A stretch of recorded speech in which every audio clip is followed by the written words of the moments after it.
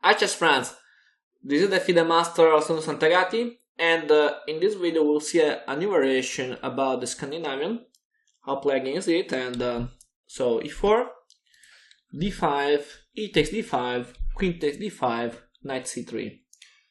In the last video we focused attention about queen d8, passive variation that we just discussed in the last video. Today we focus attention about queen a5. Queen a5 is a classical variation that if you don't know very well how to play against it, you can have some problems. So I think it's very important to focus attention about that and understand how to play against it. My tip is play immediately for the center, so play d4, because in this way you can take space and you can have a good activity with your pieces. So I prefer play d4 immediately. Now black can play, for example, knight f6, and we can simply go forward with the development to knight f3. In this video we focus attention about bishop g4. Bishop g4 seems dangerous because this bishop is pinning the knight, and now the knight is blocked. I think if you don't know very well how to play against it, you can have some problems because black can play knight c6, castle queen side, can make problem against d4, and it's hard play for white. But today and in this video we'll see how to play, and my tip is play immediately h3. h3 is a very important key move because now black has only two options, I think, or bishop takes f3 or maybe bishop h5. Yes, for sure, in theory it's possible bishop f5, but if bishop f5, black lose a tempo because could play bishop f5 immediately without bringing this bishop on g4.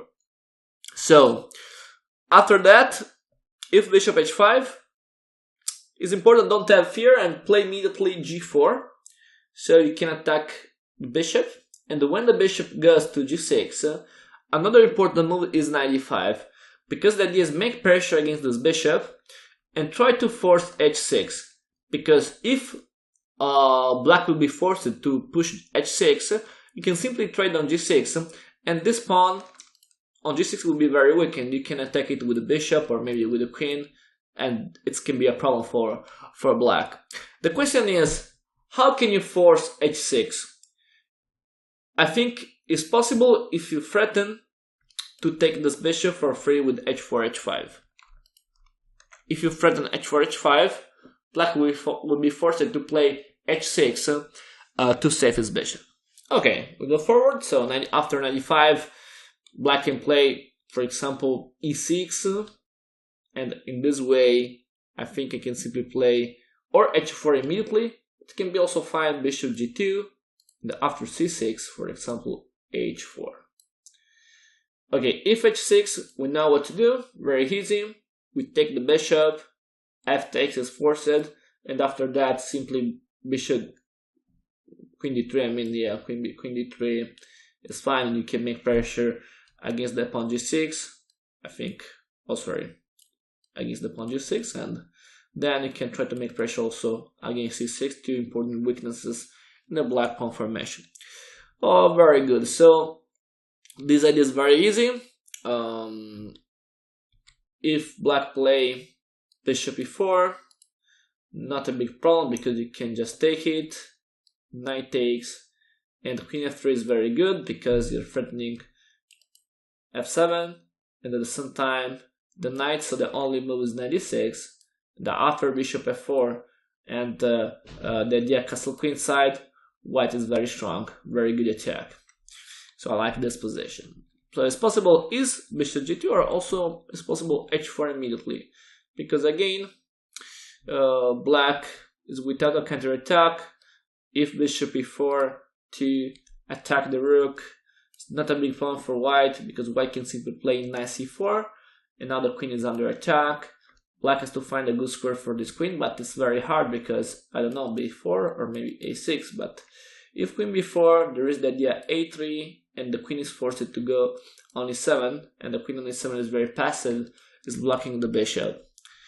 And if queen a6, there is the problem about the square attack, because this bishop can attack the queen, and not immediately, but in the future can be a problem knight d6. For example, if you cover their 6th rank with knight c6, knight d6 can be a very good move. So now I can simply play rook g1, and now black has important problems about the development. If bishop e7, you lose a piece after g5 because the bishop is under attack. And if you move the bishop, I don't know, d5 to save it, it's also possible a move like knight b5, because that is make pressure against c7.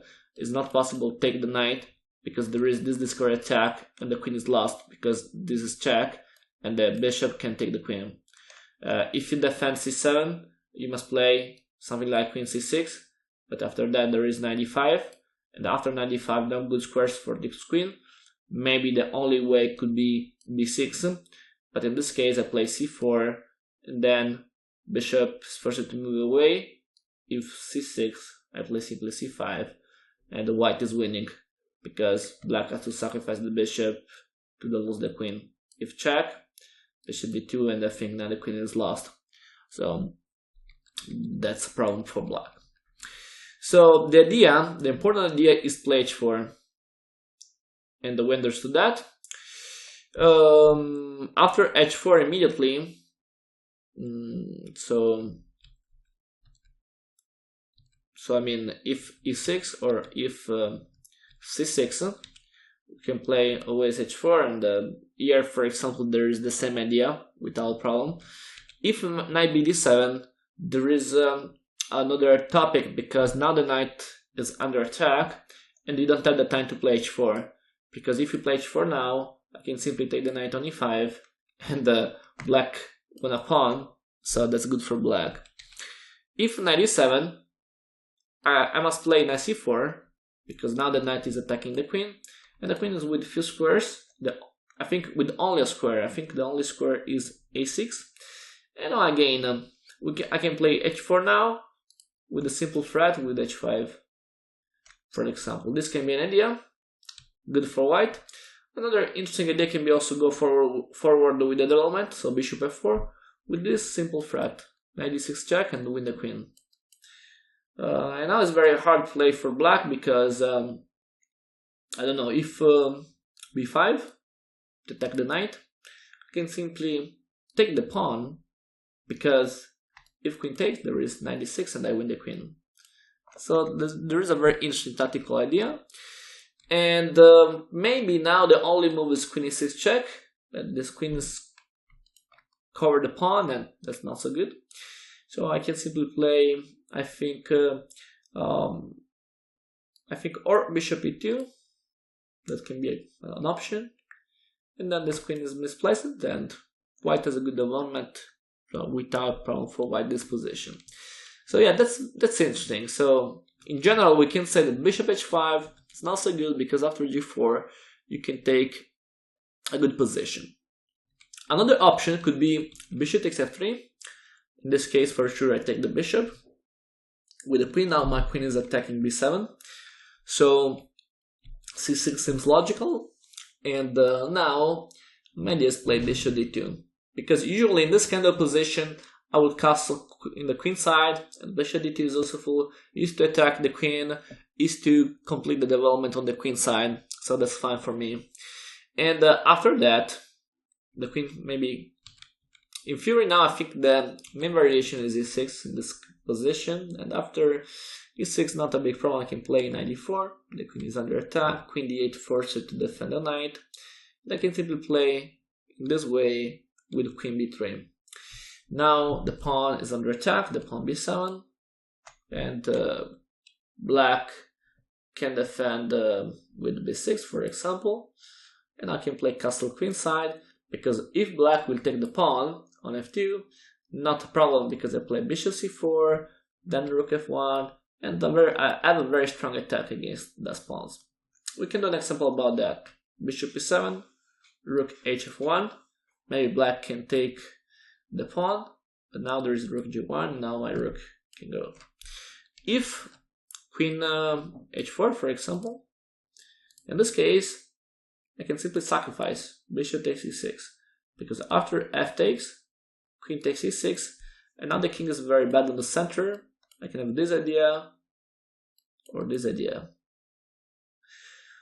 To do an example, if rook f8 to defend, simply check with the queen, bishop d8, rook d1, and now how can defend is impossible. Queen e7, the position is lost. So yeah, that's very nice. I think it's impossible to defend this position if knight e7, for example, can be good for white play rook d1 to attackers against the bishop. For this time, there is the defender bet. If rook f8, I play g3.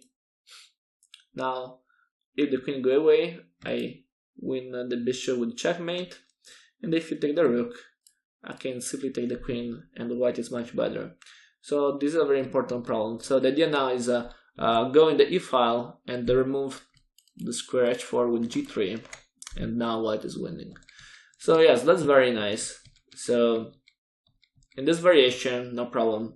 If 94, very strong. Okay, we go back. So this can be an idea, and c6. So after bishop d2, so we just follow the attention about knight d7. We can see what happened if e6. If e6, I will play again knight d4, queen d8, and now again knight takes. Okay, with the same idea. And so okay, yeah, we understood it. If knight d7, we can simply castle queenside. And another important idea to remember, that when we castle queenside, maybe it's slightly better before to castle play first g4. This move is slightly better because if you castle queenside immediately, we must check if it's possible castle queenside. Maybe it's not so good for black, but I think it's better avoid that with g4. If we play g4, if castle queenside, it's possible g5, and f7 can be a target for white. So this is the idea. So I prefer play g4, if e6 for example, now play castle queenside, and the white is much better because black is blocking on the center. Castle queenside is impossible for h5, and if castle kingside, I will get the attack with the pawns, and the white is much better. So this position is very nice. If after bishop d2, black moves queen b6, this move seems dangerous because the queen is attacking two pawns, d4 and b2. But the point is that you don't need to defend both the pawns. You can simply play castle queenside because the pawn d4 is poisoned. If black will take, black lose immediately after knight b5. And now the knight is attacking the queen and is threatening knight c7. So if you take the knight, there is queen takes b7, and I can threaten queen c8 or take the rook. So now white is winning, I think. If I don't know, queen e4, I play checkmate. So nothing to do for black. If queen d5, I play. I'm thinking about queen c8, but doesn't work for queen d8 now. So now I need to play bishop a5 to avoid d8, and the rook is attacking the queen and then threatening queen c8. So now white is winning. So that's very nice. And after knight b5, it's not possible to take the knight. So now we can try to see if it's possible avoid the fork. So queen b6 can be an option. But now there is bishop e3. The queen is under attack. If you play c5, I can simply play bishop takes c5. And after queen takes, I play queen takes b7. And my simple threat is checkmate because you have to give the queen. So I don't know, if e6, I can simply play check. And now you have to give the queen, and okay, white is winning.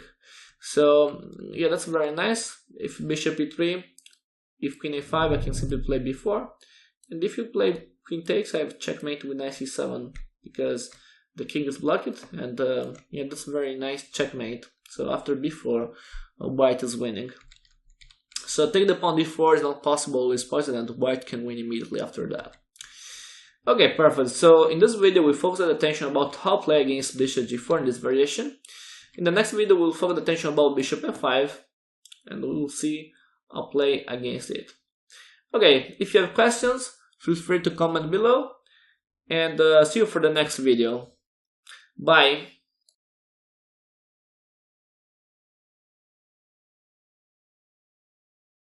Remember to follow me on social networks and share the video with your friends. Thanks!